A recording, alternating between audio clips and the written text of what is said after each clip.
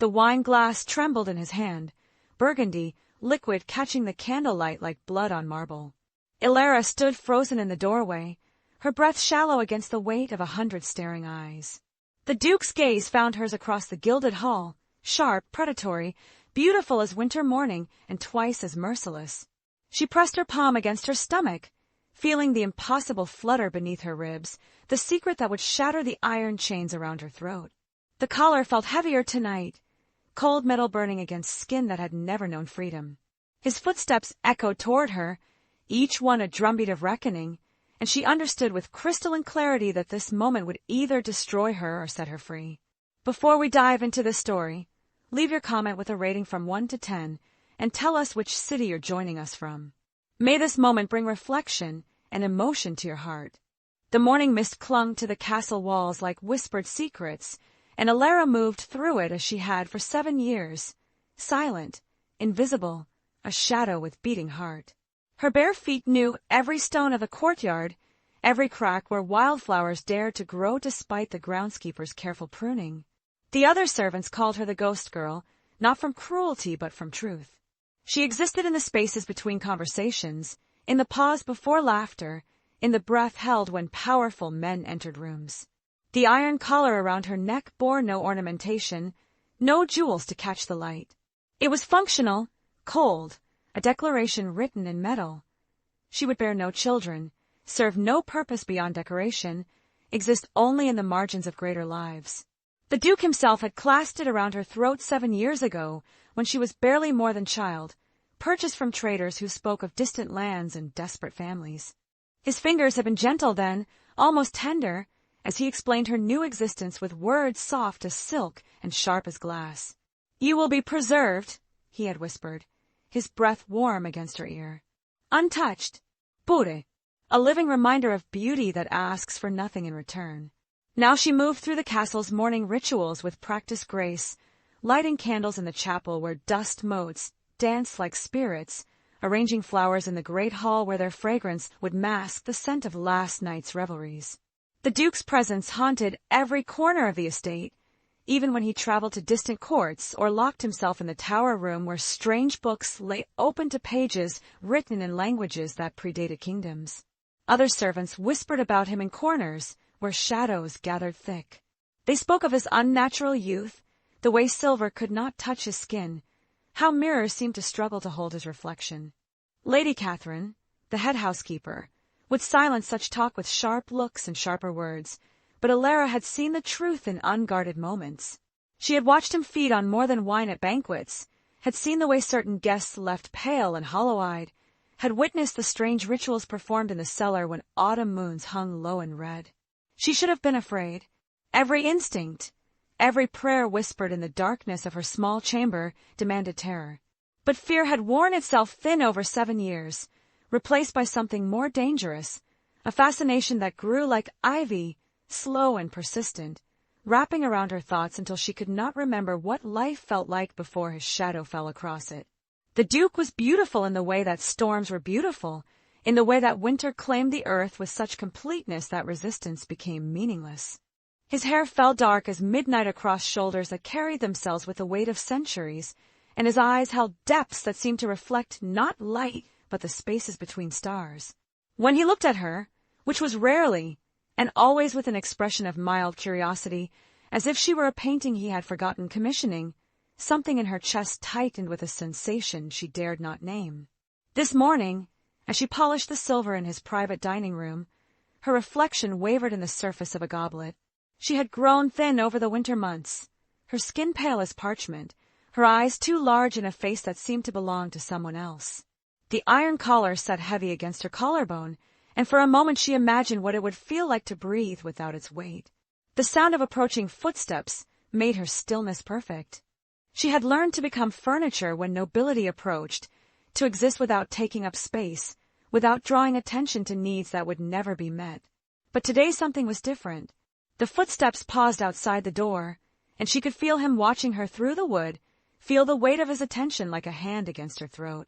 When he entered, the room seemed to contract around his presence. He moved with fluid grace, each step deliberate as a predator's hunt, and the morning light streaming through tall windows cast a shadow long across the polished floor. Elara kept her eyes fixed on the goblet in her hands, but her body betrayed her awareness. Pulse quickening, breath growing shallow, skin warming despite the cold that seemed to follow him like a faithful dog. "You have been here 7 years," he said, his voice carrying the soft authority of winter wind. It was not a question, but she nodded anyway, still not lifting her gaze. "Do you know why I chose you?" The question hung in the air between them, heavy with implications she could not read. She had wondered, in the dark hours when sleep would not come, why he had selected her from among the other girls offered by the traders. She had possessed no particular beauty, no skill that would make her valuable, no dowry or family name to recommend her. She had been simply there, frightened and alone, with eyes that held too much understanding for someone so young. "No, my lord," she whispered, her voice barely disturbing the silence. He moved closer, close enough that she could smell the strange mixture of winter air and something darker, something that made her think of deep earth and older things. His hand lifted, and for a moment she thought he might touch her face, might trace the line of her cheek, as he had that first day. Instead, his finger tapped against the iron collar, the sound sharp as a bell's warning. "Because you were already broken," he said softly. "And broken things ask for nothing." The words should have hurt. 7 years ago, they would have sent her to her knees with their casual cruelty. But now they settled over her like an old familiar pain, worn smooth by repetition. She had learned to find comfort in her brokenness, to build a kind of strength from the certainty that she expected nothing and would receive exactly what she expected. "Yes, my lord," she replied and meant it. He studied her for a long moment, his gaze traveling over her face as if searching for something he had misplaced. Then, without warning, his hand cupped her chin, tilting her face upward until she had no choice but to meet his eyes. The contact sent electricity through her nerves, a sensation so intense that she gasped aloud. "Yet something has changed," he murmured, his thumb tracing the line of her jaw with impossible gentleness. "You feel different. You smell different." Before she could ask what he meant, he was gone, leaving only the memory of cold fingers and the lingering scent of winter and summer. The days following the Duke's strange attention felt like walking on glass, each step careful, each breath measured, waiting for the moment when everything would shatter. Elara found herself watching shadows for his approach, listening for the whisper of his footsteps on stone floors, feeling the weight of his gaze even when she was alone. The other servants began to notice her distraction, the way she would pause mid-task with her hand pressed to her stomach, the way color would rise in her cheeks at random moments. "You're coming down with something," Lady Catherine observed one afternoon, her sharp eyes missing nothing as Elara struggled to focus on mending a torn tapestry. "Your hands are shaking." Elara looked down to find it was true. The needle trembled between her fingers, and the thread had become a tangled mess. She set the work aside and pressed her palms flat against her thighs, trying to still the tremor that seemed to live in her bones lately. "Perhaps I need more rest," she said, though rest had become elusive. Her dreams were filled with red eyes and cold hands, with the sensation of being hunted through corridors that stretched like the chambers of a heart. She would wake gasping, her nightgown soaked with perspiration, her body singing with an awareness she could not name. "Rest," Lady Catherine repeated, her tone suggesting she found the concept amusing. "When has anyone in this house had time for rest? The Duke is hosting a gathering next week, lords and ladies from 3 neighboring estates. Every room must be perfect, every surface gleaming. There will be no rest until they depart." The announcement sent a flutter of panic through Elara's chest. Large gatherings meant more eyes, more opportunities for mistakes, more chances of drawing the kind of attention that could prove dangerous for someone of her station. But it also meant the Duke would be occupied with his guests, too busy with the elaborate dance of noble politics to notice one small servant moving through the shadows. She spent the following week in preparation, polishing silver until it gleamed like water, arranging flowers in crystal vases, hanging fresh linens that smelled of lavender and sunshine. The work was familiar, soothing in its routine, and she lost herself in the rhythm of domestic perfection. But her body betrayed her with its growing strangeness, moments of dizziness that came without warning, a sensitivity to scents that made the cook's spiced meats unbearable, a tenderness in her breasts that made the rough fabric of her gown feel like sandpaper. The guests began arriving on a Thursday evening, their carriages rolling through the castle gates like invading armies. Ilara watched from the servants' quarters as nobles descended in clouds of silk and jewels, their laughter floating on the night air like music played in a minor key. She recognized some faces from previous gatherings. Lord Blackwood with his cruel smile and wandering hands, Lady Marchand whose beauty masked a mind sharp as winter, the Comte de Morteau who spoke in whispers and left rooms colder than he found them. She was assigned to serve at the evening's banquet, a duty that filled her with equal measures of dread and strange anticipation. The great dining hall had been transformed into something from a fairy tale, if fairy tales were written by those who understood that beauty and terror often wore the same face. Hundreds of candles cast dancing shadows on the walls, their flames reflected in crystal and silver until the room seemed to swim with light. The long table groaned under the weight of delicacies, roasted fowl stuffed with exotic fruits, wines the color of garnets, desserts that looked like architectural marvels. The Duke sat at the head of the table like a dark god presiding over mortal festivities. He had dressed for the occasion in midnight blue velvet that made his pale skin luminous, his dark hair catching the candlelight like captured starlight. A ruby brooch at his throat matched the color of the wine, and when he smiled at his guests' conversation, his teeth were very white, very sharp. Ilara moved through the evening like a sleepwalker, filling glasses and removing plates with mechanical precision. The conversation flowed around her in languages she only half understood, French mixed with Latin, references to courts and wars and marriages that meant nothing to someone of her standing. But she felt the Duke's attention like a physical weight, tracking her movements even as he participated in discussions of trade routes and territorial disputes. It was Lady Marchand who first noticed something amiss. Ilara was refilling her wine glass when the noblewoman's hand shot out, grasping her wrist with surprising strength. "How curious," Lady Marchand said, her voice carrying clearly across the nearby conversations. "Your pulse is quite rapid, child. Are you unwell?" The attention of half the table turned toward them, and Ilara felt heat rise in her cheeks. She tried to withdraw her arm, but Lady Marchand's grip tightened, her eyes narrowing with predatory interest. "I am well, my lady," Ilara managed, her voice barely above a whisper. "Are you?" Lady Marchand's thumb pressed against Ilara's wrist, finding the frantic rhythm of her heartbeat. "Your skin is quite warm. And there's something else, a glow about you. Almost as if—" "Release her." The Duke's voice cut through the growing murmur of conversation like a blade through silk. The temperature in the room seemed to drop by several degrees, and every eye turned toward the head of the table where he sat with perfect stillness, his wine glass poised halfway to his lips. Lady Marchand's hand fell away immediately, but her smile remained sharp as broken glass. "Of course, Your Grace. I was merely concerned for the girl's health. She seems different somehow." "Different how?" Lord Blackwood leaned forward, his heavy features animated with interest. "Has she taken ill? Perhaps we should examine her more thoroughly." The suggestion hung in the air like a threat, and Ilara felt the walls of the great hall pressing closer. She could hear her own heartbeat thundering in her ears, could feel the weight of 20 pairs of eyes assessing her like merchants evaluating goods at market. Her hand moved instinctively to her stomach, a gesture so brief and unconscious that she didn't realize she had made it. But the Duke saw. His glass froze completely, wine trembling like liquid ruby, and his gaze fixed on her face with an intensity that made her knees weak. For a moment, the bustling hall fell silent, as if the very air had stopped moving. Then he was standing, his chair scraping against stone with a sound like fingernails on slate. The movement was fluid, predatory, and when he spoke again his voice carried the weight of absolute authority. "The serving girl requires rest," he said, his words falling into the silence like stones into deep water. "She will retire for the evening." It was not a suggestion, and Ilara found herself curtsying awkwardly before fleeing toward the servant's door. But as she reached the threshold, she heard Lady Marchand's voice floating after her, soft and venomous as a serpent's whisper. "How fascinating! The Duke's charity toward his servants has always been noteworthy."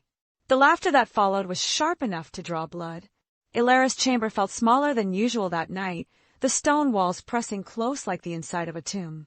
She sat on the edge of her narrow bed, still wearing the simple black dress that marked her as house servant, her hands folded in her lap to still their trembling.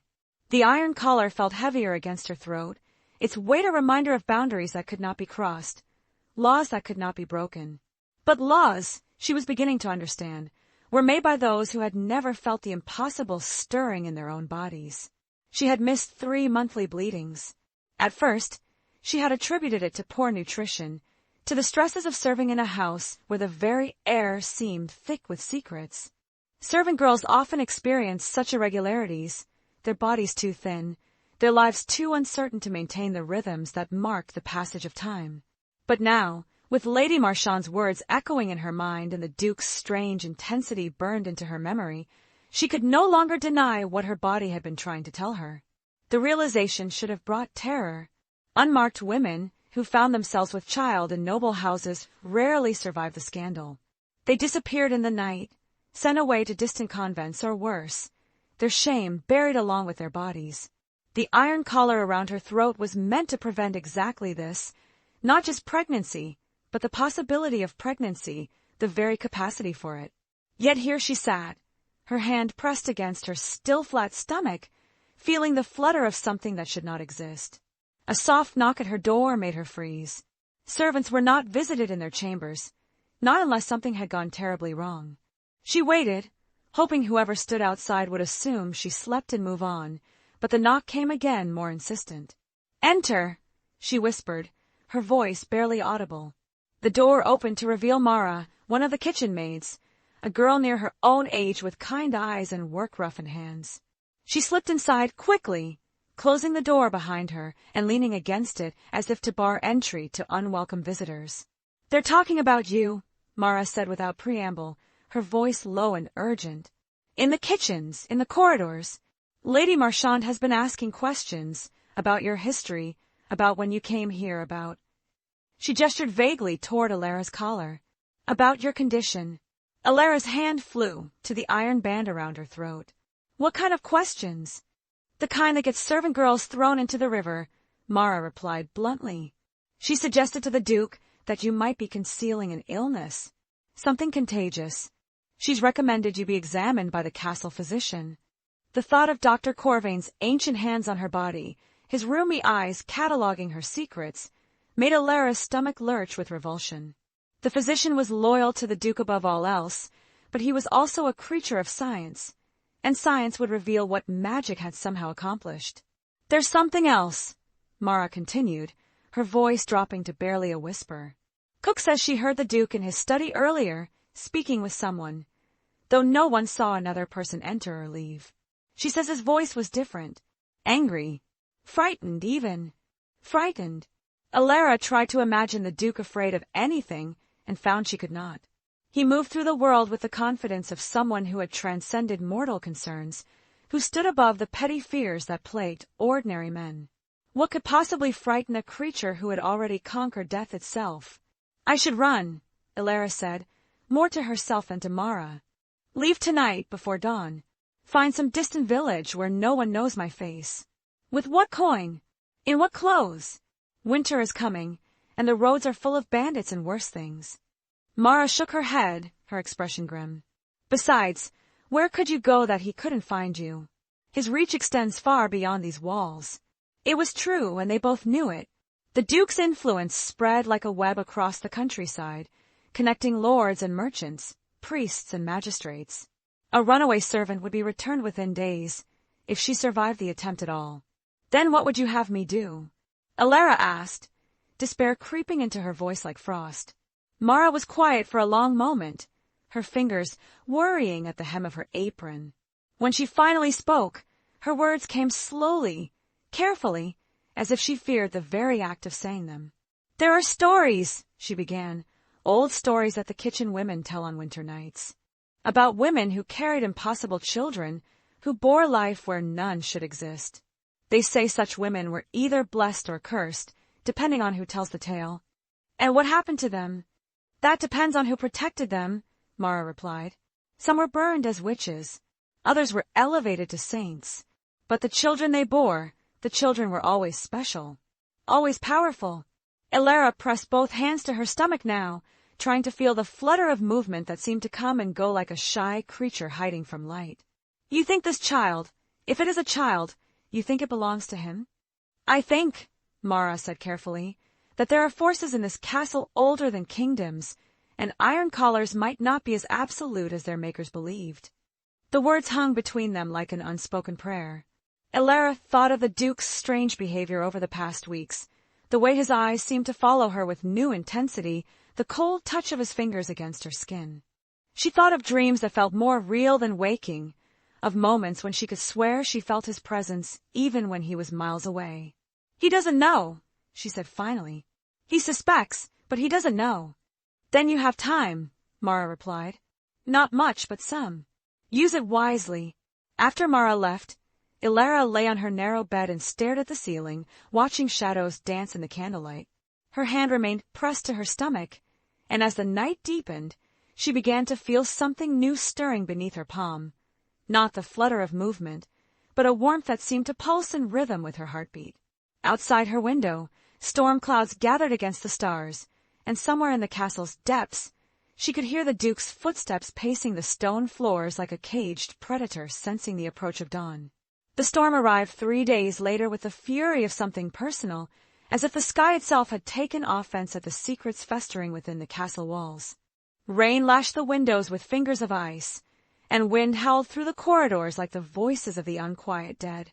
The guests huddled in their chambers, or gathered around great fireplaces, their earlier gaiety dampened by the violence of the weather. Elara moved through her duties like a sleepwalker, her body operating on instinct while her mind wandered down darker paths. The warmth in her belly had grown stronger, more insistent, and with it came dreams that felt less like sleep and more like visitation. She would find herself standing in rooms she had never seen, speaking with voices that held no bodies, watching scenes unfold that belonged to no earthly timeline. In these dreams, the Duke appeared not as the coldly beautiful lord of her waking hours, but as something far older and more terrible. His true form flickered beneath his human facade like candlelight behind painted glass, sometimes beautiful beyond description, sometimes monstrous in ways that made her wake gasping.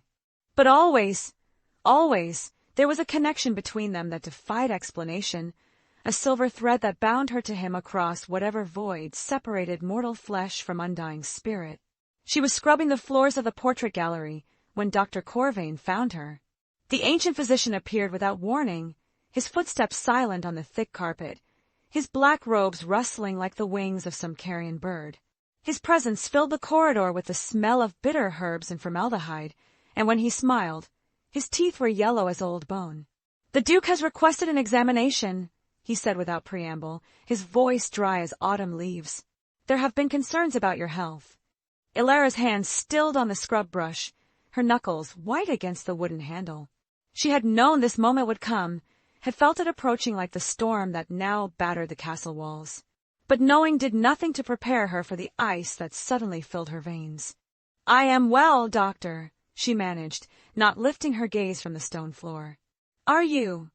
He moved closer, close enough that she could see the liver spots on his hands, the way his pupils had been reduced to pinpricks by whatever substances he used to dull his ancient pain. Lady Marchand mentioned certain irregularities. It would be remiss of me not to investigate. Before she could protest, his cold fingers grasped her wrist, finding her pulse with the practiced ease of decades. His touch was nothing like the Duke's. Where the Duke's hands carried winter and starlight, the physician's carried only the chill of the grave. "Rapid heartbeat," he murmured, more to himself than to her. "Elevated temperature. Skin flushed despite the storm's cold." His other hand pressed against her forehead, then traced down to cup her jaw. "Open your mouth."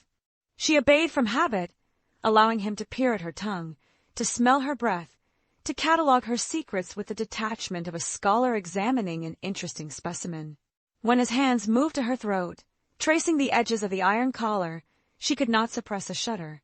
"This was sealed by the Duke himself," Dr. Corvain observed, his fingers finding the hidden clasp that only noble hands were meant to touch. 7 years ago, when you were still a child, it was meant to ensure your purity, your sterility." The word hung between them like an accusation. Elara felt tears prick at the corners of her eyes, not from shame but from the sudden weight of understanding. She had been marked, sealed, declared barren by forces beyond her comprehension. Yet life had found a way to root itself in ground that should have been permanently fallow. "Stand," the physician commanded, and she rose on unsteady legs. His examination continued with clinical thoroughness, hands pressing against her ribs, her back, the curve of her hips. When his palm settled over her stomach, she felt the warmth there pulse in response, as if a child could sense the threat. Dr. Corvain's eyes widened. His hand pressed harder, searching, and she saw something flicker across his ancient features, not just surprise, but fear. "Impossible," he breathed. "The collar should prevent, the binding should make it."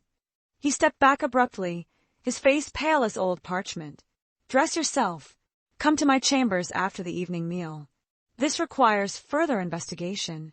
But even as he spoke, they both heard the sound of approaching footsteps, not the hurried pace of servants or the measured gait of guests, but something else entirely, something that made the very air seem to thicken with anticipation. The Duke appeared at the end of the corridor like a shadow-given form, his dark cloak billowing behind him despite the absence of any wind. His eyes found them immediately, taking in the scene with the swift comprehension of a predator assessing a threat. When his gaze settled on Dr. Corvain's pale face, something dangerous flickered in the depths of his pupils. "Doctor," he said, his voice carrying the silk-wrapped steel that had cowed kingdoms, "I trust your examination has been enlightening." "Your Grace," the physician stammered, his earlier authority crumbling like dust. "The girl shows signs of, that is to say, there appear to be certain anomalies." "Anomalies?" The Duke repeated the word as if tasting something bitter. He moved closer, each step deliberate as a death sentence, until he stood directly between Alara and the cowering physician. "What manner of anomalies?" Dr. Corvain's mouth opened and closed soundlessly, like a fish drowning in air. His eyes darted between the Duke's face and Alara's trembling form, seeking some escape from the trap his own thoroughness had built. "The collar," he finally whispered. "Something has interfered with the binding. There are signs that should not exist, changes that the iron should have prevented." The temperature in the corridor plummeted. Frost began to form on the windows, and the candles in their sconces flickered as if touched by winter wind. The Duke's beauty became terrible in its perfection, his humanity sliding away like a discarded mask. "Leave us," he commanded, and the physician fled without another word, his black robes disappearing around the corner like spilled ink. Alara remained where she was, trembling but unable to move, caught between terror and a strange sense of inevitability. The Duke studied her with eyes that seemed to see through flesh to the secrets beneath, and when he finally spoke, his voice carried centuries of patient waiting. "Show me," he said simply. The Duke's chambers existed beyond the normal geography of the castle, reached through corridors that seemed to bend space around themselves, and doors that opened onto impossible angles. Alara had never been inside before. Servants had no business in the private realm of their master, but she followed him now with the detached calm of someone walking toward her own execution. The rooms themselves defied expectation. Where she had imagined luxury, there was instead a stark beauty that spoke of ages and distances beyond mortal comprehension. The walls were lined with books whose titles were written in scripts that hurt to look at directly, and strange instruments of brass and crystal caught the light from candles that burned with flames of unusual colors. The air tasted of winter mornings, and something else, something that made her think of deep earth and older things.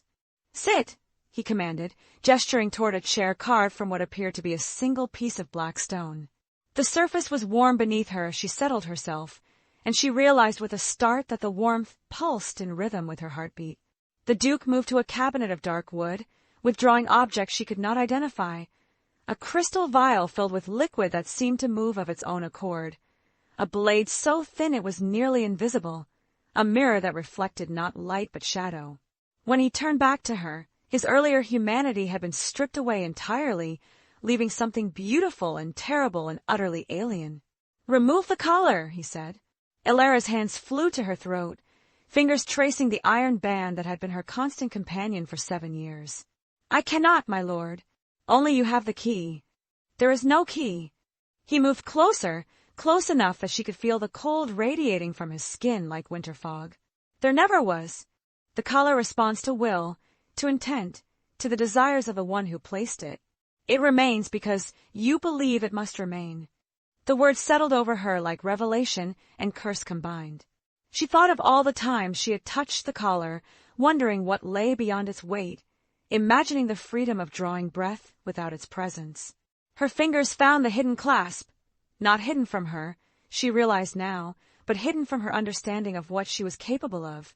The clasp opened with a sound like breaking chains. The collar fell to the floor with a crash that seemed to echo through the castle's very foundations. The Duke's eyes widened, and for the first time since she had known him, she saw something like wonder cross his ancient features. "Impossible," he breathed, echoing Dr. Corvain's earlier words. "The binding was absolute. I forged it myself from iron blessed by priests and cursed by witches. No mortal should have been able to." He stopped speaking as the change began. With the collar's weight gone, Ilara felt something unfurl within her chest. Not the child growing in her womb, but something else, something that had been compressed and constrained by iron and will and the belief that she was nothing more than decoration for a powerful man's household. Light began to emanate from her skin, soft at first but growing stronger, warmer, until the strange shadows of the Duke's chambers were pushed back to their distant corners. Her hair, normally lank and colorless, caught fire with golden highlights, and her eyes began to glow with an inner radiance that made the Duke step backward for the first time in centuries. "What are you?" he whispered, and there was no authority in his voice now, only awe and perhaps the first stirrings of fear. "I don't know," she replied honestly, her voice carrying new harmonics that seemed to resonate in the stone walls themselves. "But I think I am more than you intended me to be." She stood, and the movement was fluid as water, graceful as wind through wheat. The black stone chair remained warm where she had been sitting, and she could see her own light reflected in its polished surface like captured starlight. The Duke approached her slowly, as if she were some wild creature that might bolt at sudden movement. When his hands cupped her face, his touch was reverent rather than possessive, and she felt the cold of his skin being warmed by the light that poured from hers. "How long have you known?" he asked. "Known what?" "That you carry my child." The words hung between them like a bridge across an impossible chasm. Ilara felt the truth of them settle into her bones, heavy and warm and undeniable. The flutter in her stomach intensified, and she understood that the child she carried was not bound by mortal limitations any more than its father was. "Since the night of the banquet," she admitted. "But I didn't understand what it meant."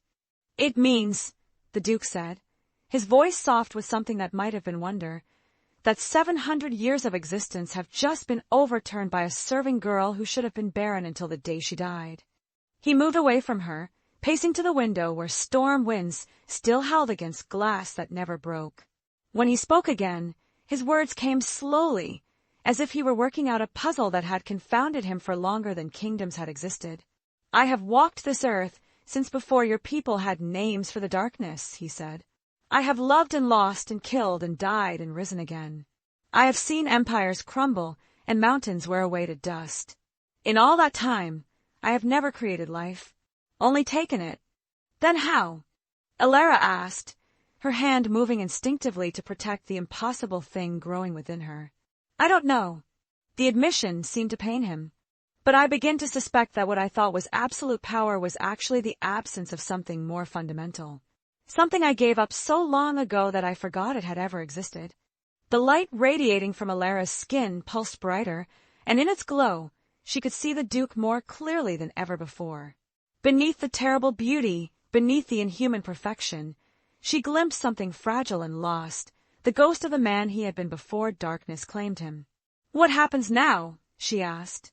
He turned from the window, and when their eyes met, she saw centuries of loneliness crack open like ice beneath spring sun. "Now," he said, "we discover what impossible children are capable of becoming." Underscore underscore underscore underscore underscore underscore underscore underscore underscore underscore underscore underscore underscore underscore underscore underscore part 6 word of the collar's removal spread through the castle like plague, carried in whispers that grew louder with each telling. The servants spoke in corners, their voices hushed but urgent, while the remaining guests gathered in tight clusters, their earlier merriment replaced by unease that curdled the very air. Lady Marchand held court in the solar, her sharp tongue dissecting every detail of the scandal with surgical precision, while Lord Blackwood stalked the corridors like a bear sensing blood. Ilara remained in the Duke's chambers, hidden from the growing storm of speculation and fear. The strange light that had poured from her skin had dimmed to a faint glow that seemed to pulse with her heartbeat, visible only in shadows and at the edges of vision.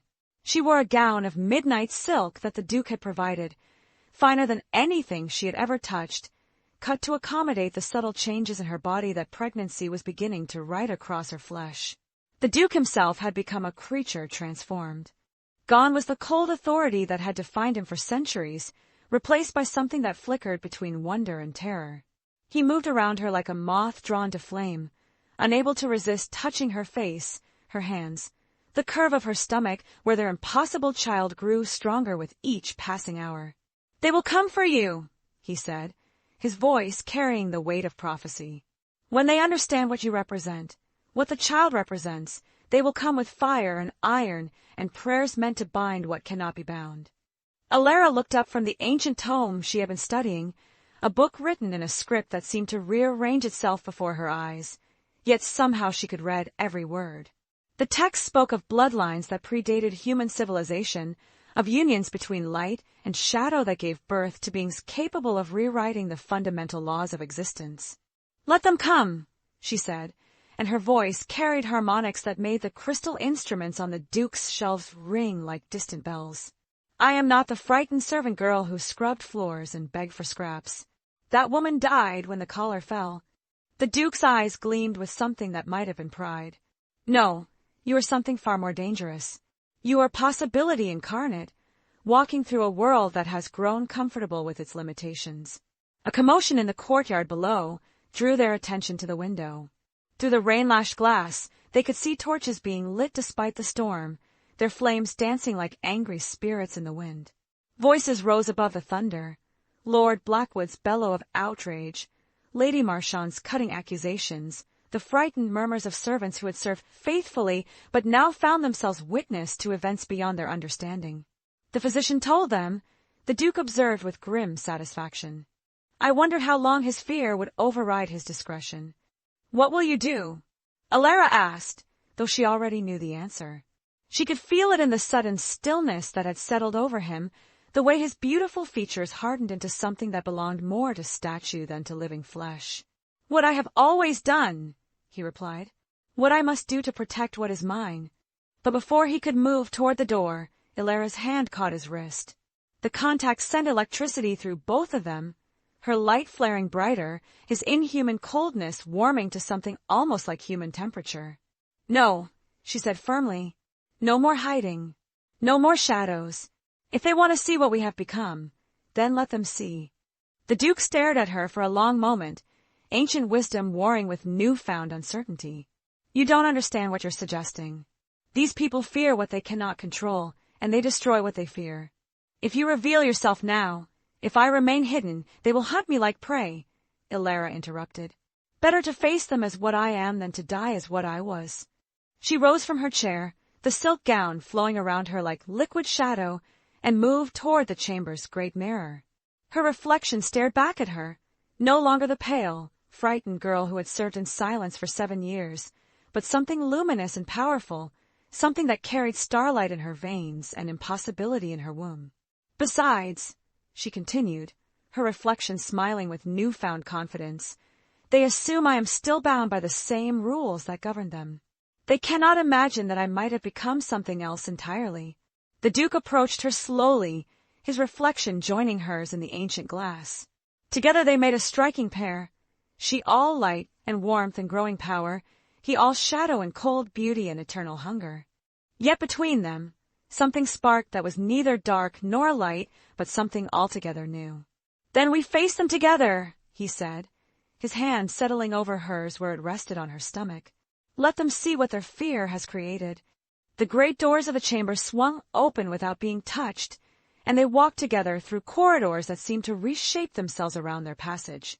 The castle itself appeared to be responding to the change in its mistress, walls glowing faintly with reflected light, shadows deepening in reverence rather than threat. Servants pressed themselves against the walls as they passed, some crossing themselves in prayer, others simply staring in awe at the transformation of the woman they had barely noticed for 7 years. The great hall had been transformed into something resembling a court of judgment.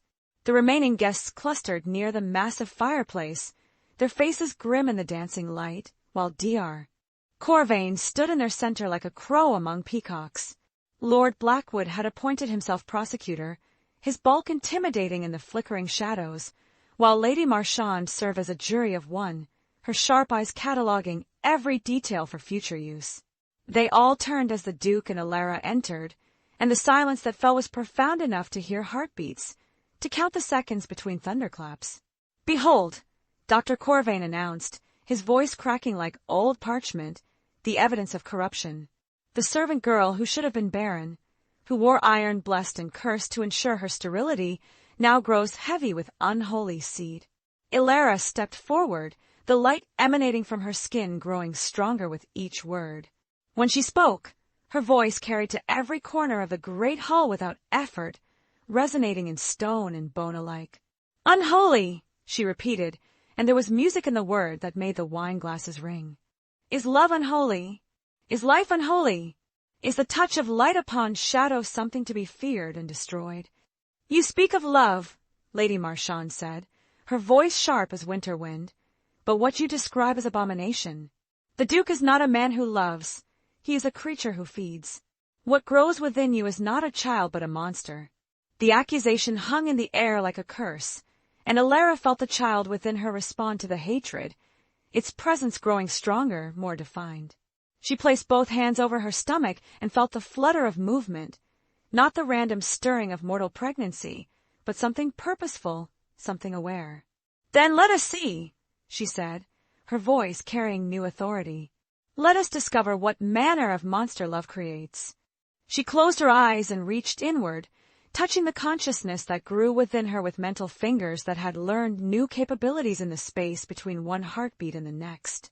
The response was immediate, a warmth that spread through her entire body, a presence that pressed against the boundaries of flesh and bone, seeking connection, seeking understanding. The light that poured from her skin intensified until it filled the great hall with radiance that made the torches seem pale and inadequate.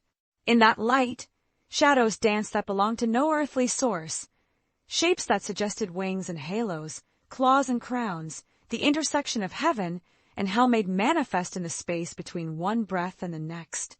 And in the center of it all, visible through skin that had become translucent as pearl, something moved with purpose and intelligence that made every person in the hall take an involuntary step backward.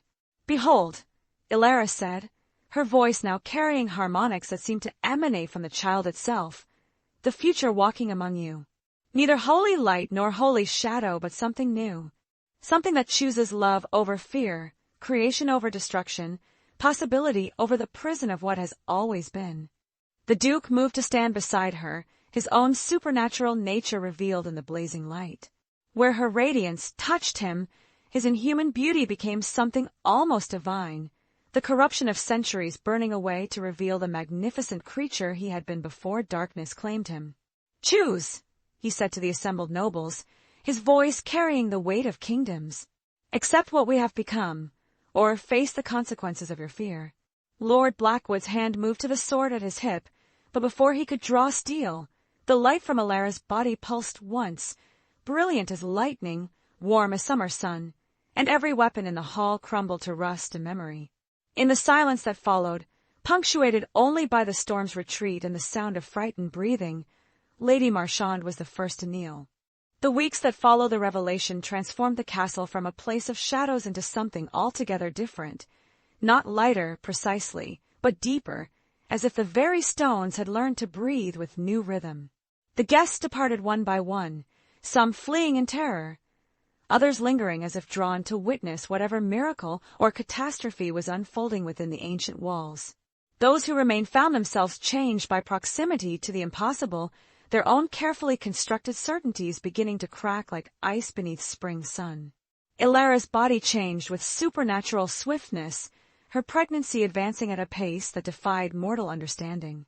Where a human woman might show barely perceptible signs at 3 months, She bloomed like a flower given too much sun, her form growing round and luminous with the life that burned ever brighter within her. The child, for lack of any better word, seemed to feed not just on her blood and breath, but on the very light that poured from her transformed flesh. The Duke watched this metamorphosis with the fascination of a scholar observing the birth of a new star. His own nature had begun to shift in response to her presence, centuries of carefully maintained inhumanity giving way to something that resembled, if not humanity, then at least the memory of what humanity might become given sufficient time and wonder.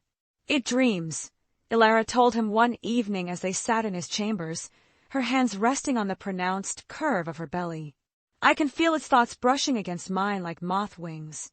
It sees things, places that don't exist yet, people who haven't been born, futures that spiral out from this moment like threads from a spider's web." The Duke's fingers traced gentle patterns on her skin, marveling at the way her light responded to his touch, growing warmer and brighter wherever they made contact. "What does it see of us?" "Love," she said simply. "It sees love taking root in ground that was thought to be barren forever. It sees the impossible becoming inevitable, the way water finds cracks in stone and splits mountains given enough time." But not everyone in the castle had made peace with the new reality. Dr. Corvain haunted the corridors like a specter of the old order, muttering prayers and incantations that grew more desperate with each passing day. He had taken to carrying vials of holy water and iron filings, charms blessed by priests who had never encountered anything more supernatural than their own shadows.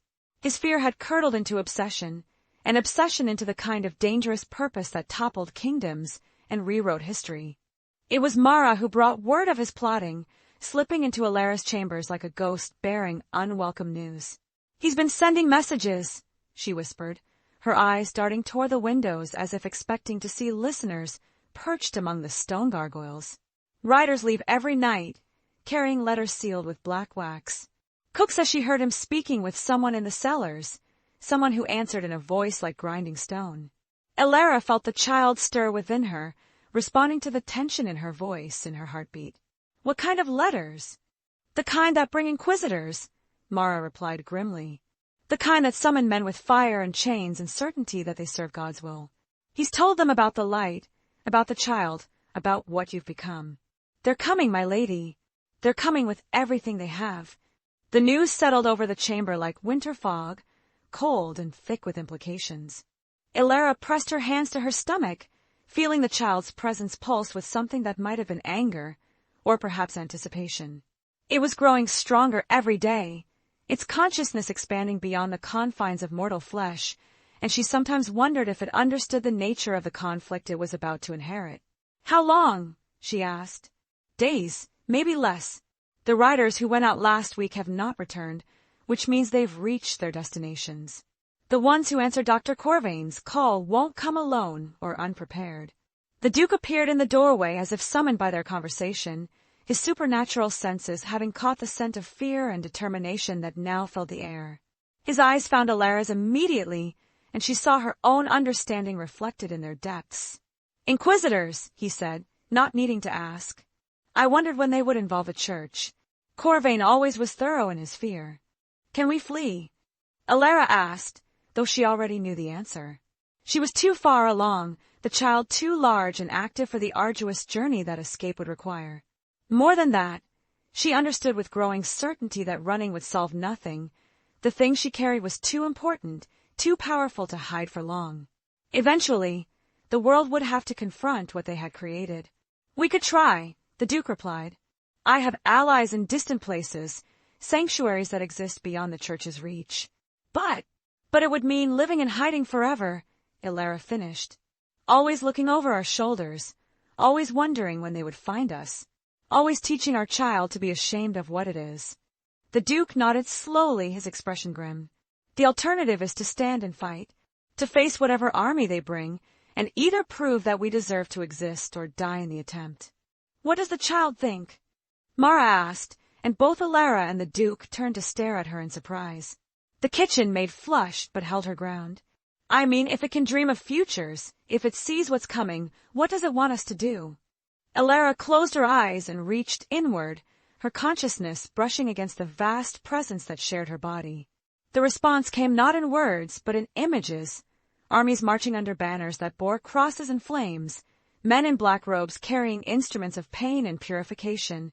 The great hall of the castle filled with smoke and shouting, and the kind of righteous fury that had burned witches and toppled temples. But underneath the violence, she saw something else, threads of light spreading outward from this moment, touching lives and changing them, creating ripples that would spread across generations. The child didn't just see the coming battle, it saw what lay beyond it, the world that would emerge from the ashes of the old certainties. "It wants to be born," she said, opening her eyes to find both Duke and servant watching her with expressions of mingled hope and terror. Not in hiding, not in shame, but here, in defiance of everyone who says it has no right to exist. It wants to be the first of something new. The Duke's smile was sharp as a blade, beautiful as winter sunrise. "Then let them come. Let them bring their fire and their chains and their absolute certainty. They will discover that some things cannot be destroyed by force, only transformed." "And if they succeed?" Mara asked. "If they kill you both, kill the child before it can be born." Elara placed her hands over her stomach and felt the warm pulse of the life within. Not fragile, as she had once believed, but strong as steel, bright as starlight, inevitable as the turning of seasons. "Then they will have to explain to history why they chose fear over wonder," she said. "But I don't think they will succeed. This child has been growing not just in flesh, but in power, and power has a way of protecting itself." As if in response to her words, the light radiating from her skin pulsed brighter, and somewhere in the castle's depths, she heard the sound of stone shifting, of walls rearranging themselves in preparation for siege. The castle itself was changing, becoming a fortress not just of stone and mortar, but of will and magic and the kind of love that refuses to surrender to fear. Outside, storm clouds gathered again, but this time they carried not just rain but the scent of armies on the march. They came with the dawn, a procession of black banners and gleaming mail that stretched across the valley like a scar upon the earth. Inquisitors rode at the head of the column, their faces hidden behind masks of silver and bone, while behind them marched soldiers blessed by priests and armed with weapons forged in holy fire. The sight was magnificent and terrible, the full weight of institutional power brought to bear against two people and an unborn child. Elara watched their approach from the castle's highest tower, her hands resting on her belly where the child moved with increasing urgency. Her pregnancy had advanced impossibly in the past few days, her body reshaping itself to accommodate something that existed beyond the normal boundaries of flesh and bone. She could feel the child's consciousness pressing against the barriers of birth, eager to emerge into a world that would either welcome or destroy it. The Duke stood beside her, his own transformation nearly complete. The centuries of careful inhumanity had burned away in the light of her presence, revealing something that was neither the monster he had been nor the man he had once been, but something altogether new. A creature of shadow and starlight, of winter wind and summer flame. "They outnumber us 100 to 1, he observed, his voice carrying no trace of concern. "They bring holy water and blessed steel, prayers that have toppled demons and rituals that have banished gods. By all rights, we should be dead before the sun sets." "By all rights," Elara replied. "This child should never have been conceived. We pass beyond the realm of should long ago." Below them, the castle's remaining inhabitants prepared for siege with the grim efficiency of those who had nothing left to lose. Some servants had fled in the night, but others had stayed, whether from loyalty, curiosity, or simple lack of anywhere else to go. They barricaded windows and stockpiled water, sharpened kitchen knives, and muttered prayers to gods whose names had been forgotten before the church was born. Dr. Corvain emerged from the great gates as the army drew near, his black robes billowing in the morning wind like the wings of some carrion bird. Even from the tower, they could see his gestures as he spoke with the lead inquisitor, pointing toward the castle, toward the window where Elara stood bathed in supernatural light. "He thinks he's saving them," the Duke said with something that might have been pity. "He believes that by destroying us, he'll prevent some greater catastrophe. He cannot imagine that the catastrophe has already happened, that the world has already changed beyond recognition, and there's no force in heaven or earth that can change it back." The Inquisitor's voice rose across the valley, amplified by devices that crackled with their own unholy power. His words were ritual, formal, carrying the weight of centuries of precedent. By the authority of the Holy Church, and in the name of all that is sacred, we call upon those within to surrender the abomination that dwells among them. Let the creature called Elara present herself for judgment, that her corruption might be cleansed and her soul, if she possesses one, might find peace in death. Elara felt the child respond to the words with something that was definitely anger now, a flare of power that made the tower stones groan, and the air itself seemed to catch fire. Light poured from her skin with increasing intensity, and when she spoke, her voice carried across the valley with supernatural clarity. "I am Elara," she called, and her words echoed off the mountains like thunder. "I carry life where you see only death, love where you see only corruption, hope where you see only fear.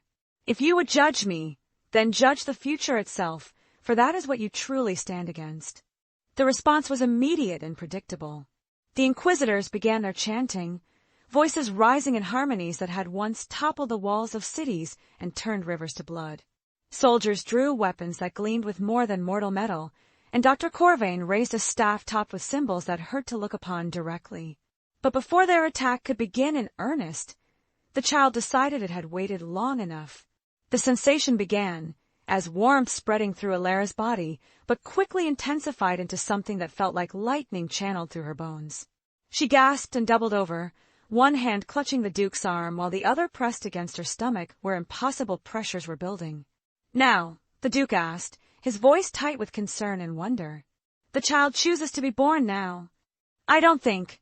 Elara gasped between waves of sensation that transcended pain to become something almost transcendent. "I don't think it's choosing. I think it's responding. It feels their hatred, their fear, and it wants to—" Another wave crashed through her, and this time light blazed from her skin bright enough to be seen for miles. "It wants to show them what they're really fighting." The Duke's arms encircled her, supporting her weight as her body began the ancient work of bringing new life into the world. But this was no ordinary birth. Light poured from her like water from a broken dam, and the very air around them began to sing with harmonies that predated language. Below, the army's chanting faltered as the impossible radiance washed over them. Some fell to their knees in worship, others raised weapons against a light that cast no shadows, and still others simply stared in awe at what their certainty had brought into being. "The tower," Elara managed to say through the waves of sensation. "We need to go down. The child wants to be born where everyone can see." The Duke lifted her without effort, cradling her against his chest as he moved through corridors that seemed to reshape themselves around their passage. The castle itself was responding to the birth, stones glowing with reflected light, shadows deepening into protective alcoves, the very architecture becoming a cradle for what was about to emerge. They reached the great hall, just as the first contractions reached their peak. The Duke set her down on the same black stone chair that had first revealed her true nature, and she felt the warmth of it pulse in rhythm with her heartbeat, with the child's heartbeat, with something larger than both. The great doors swung open, and Dr. Corvain entered at the head of a small group of inquisitors, their faces grim behind masks of silver and bone. They had come to witness the destruction of an abomination, but instead they found themselves present at a nativity that would reshape the very foundations of their faith. "Stop this," Corvain commanded, raising his staff toward Elara's blazing form. "Whatever unholy ritual you perform, cease it now before." His words died as the child chose that moment to crown, and with its emergence came a light so pure, so brilliant, that every shadow in the great hall fled to distant corners. The inquisitors fell back, hands raised to shield their eyes, while their blessed weapons grew too hot to hold. The Duke knelt beside the chair, his hand steady as he helped guide their child into the world.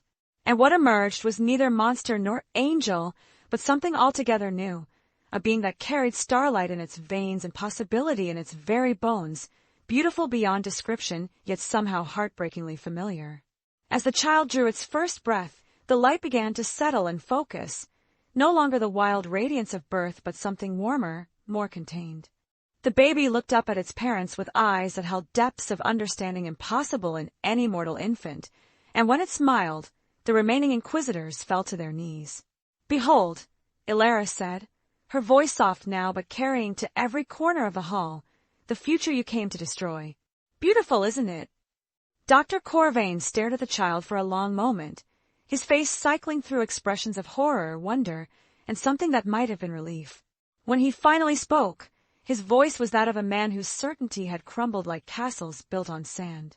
"What have we done?" he whispered. "What have any of us done?" The child's laughter filled the air like music, and outside, the army that had come for war found themselves laying down weapons to listen to a sound that promised the dawn of something unprecedented. In the months that followed, the world learned to accommodate impossibility. The armies that had come to destroy returned home, carrying stories that transformed with each telling, until the child born of shadow and starlight became legend before its first birthday. Some claimed it was the herald of a new age. Others insisted it was the end of everything they held sacred, but none could deny that something fundamental had shifted in the cosmos itself. The castle became a place of pilgrimage, drawing seekers and scholars, saints and sinners, all drawn by the promise of witnessing what lay beyond the boundaries of the known world.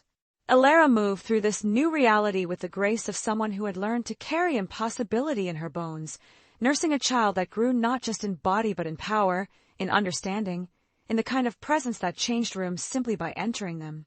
The Duke found himself playing unexpected host to visitors who came seeking everything from miracles to damnation. Kings sent ambassadors, philosophers composed treatises, and priests of a dozen faiths arrived to debate whether the child represented salvation or catastrophe. He received them all with the patient courtesy of someone who had learned that the universe was far stranger and more wonderful than even he had imagined. Dr. Corvain remained at the castle, transformed from prosecutor to protector by the simple act of witnessing birth. He filled journal after journal with observations about the child's development, documenting abilities that defied every law of nature he had once held sacred. The child could make flowers bloom with its laughter, could calm storms with its tears, could look at people and see not just who they were but who they might become. "It's not prophecy," he told Elara one afternoon as they watched the child play in the garden, its presence causing roses to bloom in defiance of the season. "It's possibility.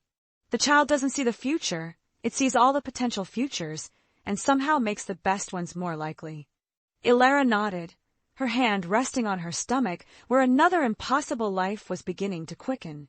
The second pregnancy had been easier to accept, both for her and for the world that was learning to expect miracles from the castle on the hill. This child felt different from the first. Where their firstborn carried starlight, this one seemed to hold the deep strength of growing things, the patience of stones, the wild freedom of wind across water. "How many more?" the Duke asked one evening as they stood together watching their child teach the castle's cats to sing in harmony. "How many more impossibilities will we bring into being?" "As many as love creates," Elara replied, her voice carrying the certainty of someone who had learned to trust in forces larger than fear. "As many as the world needs to remember that magic is just another word for hope that refuses to surrender." The child looked up at them then, its smile bright as summer morning, and in its eyes they saw reflected not just their own love, but the love of everyone who had ever dared to believe that the impossible might simply be the inevitable, wearing an unfamiliar face. Years passed. The castle grew larger, somehow, its rooms multiplying to accommodate the growing family, and the endless stream of visitors who came seeking proof that wonder still existed in a world grown too familiar with despair. Other children were born, each one unique, each one carrying their own gifts, each one adding another thread to the tapestry of possibility that was being woven from moments of connection between shadow and light. The Church, after much debate and several minor theological revolutions, declared the children neither blessed nor cursed, but simply evidence that God's creation contained more mysteries than any mortal mind could comprehend. Other faiths reached similar conclusions in their own languages, and gradually the world learned to exist in a state of permanent wonder, always aware that the next dawn might bring revelations that would reshape everything they thought they knew.